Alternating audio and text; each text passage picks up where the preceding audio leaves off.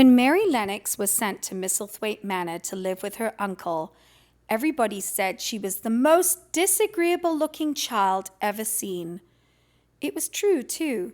She had a thin little face and a little thin body, thin light hair and a sour expression. Her hair was yellow, and her face was yellow because she'd been born in India and had always been ill in one way or another. Her father had held a position under the English government and had always been busy and ill himself, and her mother had been a great beauty who cared only to go to parties and amuse herself with gay people. She had not wanted a little girl at all, and when Mary was born, she handed her over to the care of an ayah. She never remembered seeing anything but the dark faces of her ayah and other native servants. And as they always obeyed her and gave her her own way in everything, because the Mem Sahib would be angry if she was disturbed by her crying, by the time she was 6 years old, she was as tyrannical and selfish a little pig as ever lived. The young English governesses who came to teach her to read and write disliked her so much that they gave up their place in 3 months. And when other governesses came to try and fill it, they always went away in a shorter time than the first one. So if Mary had not chosen really to want to know how to read books, she would never have learnt her letters at all. One frightfully hot morning, when she was about 9 years old, she awakened feeling very cross, and she became crosser still when she saw that the servant who stood by her bedside was not her ayah, who was made to understand that if she wished to please the Mem Sahib, she must keep the child out of sight as much as possible. So when she was a sickly, fretful, ugly little baby, she was kept out of the way. And when she became a sickly, fretful, toddling thing, she was kept out of the way also. She never remembered seeing anything but the dark faces of her ayah and other native servants.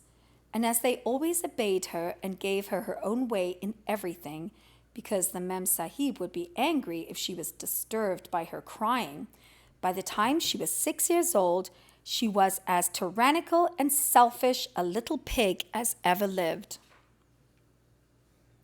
The young English governesses who came to teach her to read and write disliked her so much that they gave up their place in 3 months.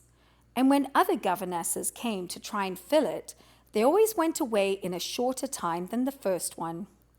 So if Mary had not chosen really to want to know how to read books, she would never have learnt her letters at all. One frightfully hot morning, when she was about 9 years old, she awakened feeling very cross, and she became crosser still when she saw that the servant who stood by her bedside was not her ayah. "Why did you come?" she said to the strange woman.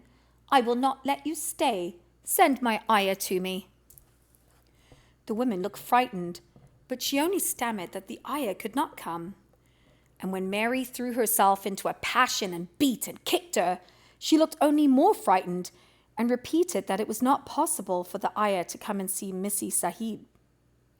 There was something mysterious in the air that morning. Nothing was done in its regular order, and several of the native servants seemed missing, while those whom Mary saw slunk or hurried about with ashy and scared faces. But no one would tell her anything, and her ayah did not come. She was actually left alone as the morning went on, and at last wandered out into the garden and began to play by herself under a tree near the veranda. She pretended that she was making a flower bed, and she stuck big scarlet hibiscus blossoms into little heaps of earth, all the time growing more and more angry and muttering to herself the things she would say and the names she would call Sadie when she returned. "Pig, pig, daughter of pig," she said, because to call a native a pig is the worst insult of all. She was grinding her teeth and saying this over and over again when she heard her mother come out onto the veranda with someone. She was with a fair young man, and they stood talking together in low, strange voices. Mary knew the fair young man who looked like a boy. She had heard he was a very young officer who had just come from England. The child stared at him, but she stared most at her mother. She always did this when she had a chance to see her, because the Mem Sahib, Mary used to call her that oftener than anything else, was such a tall, slim, pretty person and wore such lovely clothes. Her hair was like curly silk, and she had a delicate little nose that seemed to be disdaining things, and she had large, laughing eyes. All her clothes were thin and floating, and Mary said they were full of lace. They looked fuller of lace than ever this morning, but her eyes were not laughing at all. They were large and scared, and lifted imploringly to the fair boy officer's face. "Is it so very bad? Oh, is it?" Mary heard her say. "Awfully," the young man answered in a trembling voice. "Awfully, Mrs. Lennox. You ought to have gone to the hills 2 weeks ago." The Mem Sahib wrung her hands. "Oh, I know I ought," she cried. "I only stayed to go to that silly dinner party. What a fool I was." And at that very moment, such a loud sound of wailing broke out from the servants' quarters that she clutched the young man's arm, and Mary stood shivering from head to toe. The wailing grew wilder and wilder. "What is it? What is it?" Mrs. Lennox gasped. "Someone has died," answered the boy officer. "You did not say it had broken out among your servants." "I did not know," the Mem Sahib cried.